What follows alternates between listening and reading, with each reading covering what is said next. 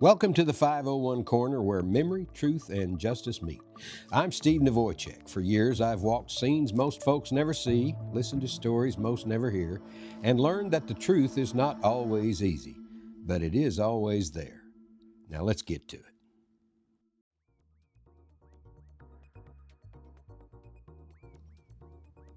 Hey, Steve here. Today we're going to talk about something that sounds complicated, maybe even a little scary to some folks. Artificial intelligence, or AI. Now, before you tune me out thinking this is some high-tech Silicon Valley conversation that doesn't apply to you, let me tell you something right up front.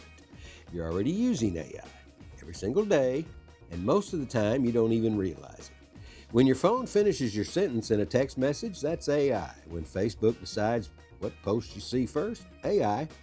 When you type something into Google and it predicts what you're about to ask, that's AI. When your GPS reroutes you around traffic, AI.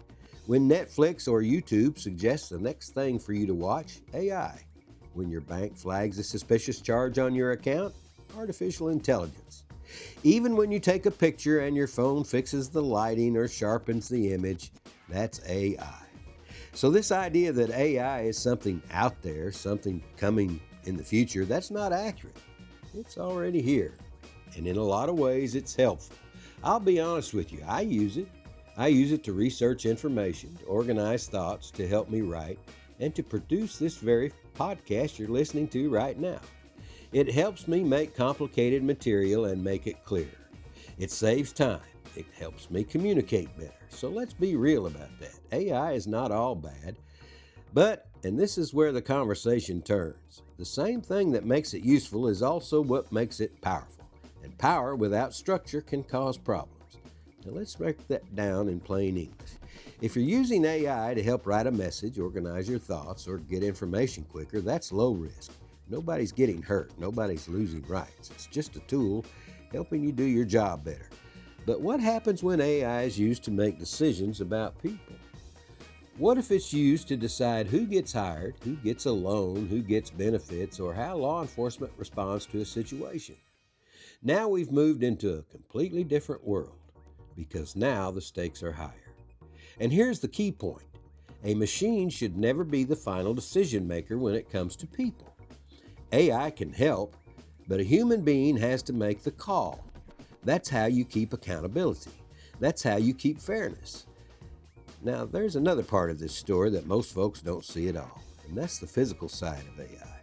These systems don't run on air. They run in massive data centers, big buildings full of computers running day and night.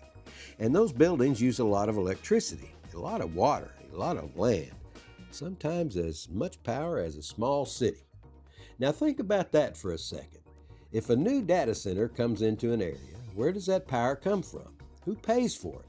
Does your electric bill go up? What about the water? What about the land that used to be something else?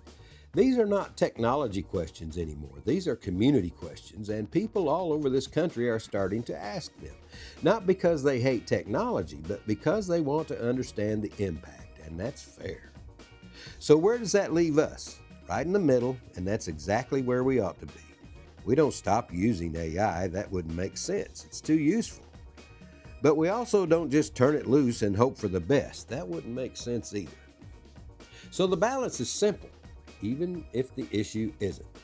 Use AI where it helps. Keep humans in charge where it matters. And take a hard look at anything that puts a burden on the public. That's it. That's the whole thing.